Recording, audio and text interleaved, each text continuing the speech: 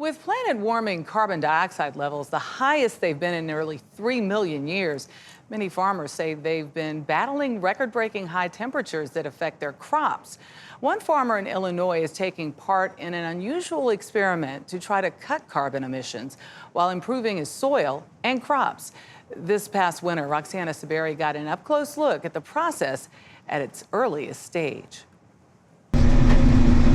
On this farm in central Illinois, Eric Schott is scattering more than just seeds. What is this? So this is the concrete dust from silicate. Yep, crushed concrete. Nearly 50 tons of it over 23 acres. You are the first farmer in America trying this. That is a fact. The sixth-generation farmer signed on to an experiment to see if this dust will work some magic by helping him grow more crops while cutting greenhouse gases. We're all excited to find out at the end of the day if it's fact or fiction. So why concrete dust? We're trying to combat climate change, and if we apply this concrete dust to farmland, it can draw down carbon dioxide, removing it from the atmosphere. Biologist Morris Bryson, who's running the research, admits it may sound a bit crazy. It doesn't seem to make sense.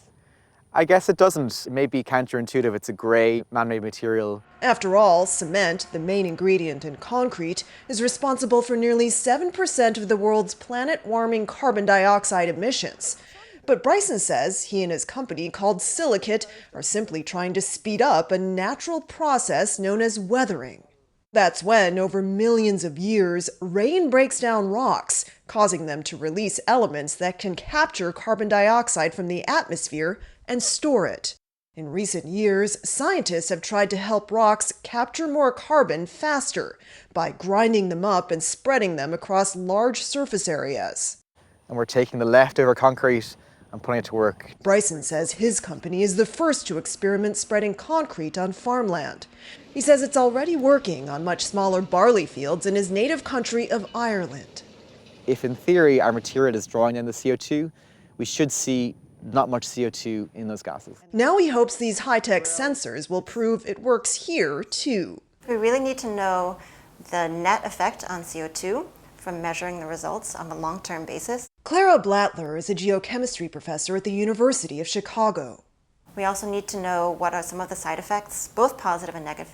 And so it'll be really important for them to monitor the health of the soil, to measure properties of the water that's running off the fields. Isn't this a drop in the bucket? The problem is that we've put so much CO2 in the atmosphere already that we have to pull it down. So this is just one of many tools we should be using? One of many, many, many tools, yes. Bryson says Schott's farm alone could remove up to 2,200 tons of carbon a year, equivalent to the annual emissions of around 430 cars. And that if expanded across farms in the Midwest, each year the concrete could absorb carbon coming from around 11 million cars. As for an aftertaste, if somebody's watching this and they think, concrete dust on a farm, am I going to be eating concrete dust in my corn? No. No. You're not going to be eating concrete dust. Your food is very safe, America, just so you know. Blattler says while concrete can have toxins, their levels can be tested for safety. Nature has ways of recycling all these materials eventually. So before we even go near fields with it, we test it to make sure it's totally safe to go on farmland. Schott believes the minerals found in concrete could even nourish his soil, leaving the land in better shape for future generations. If you're not willing to be open-minded and learn, that's a problem.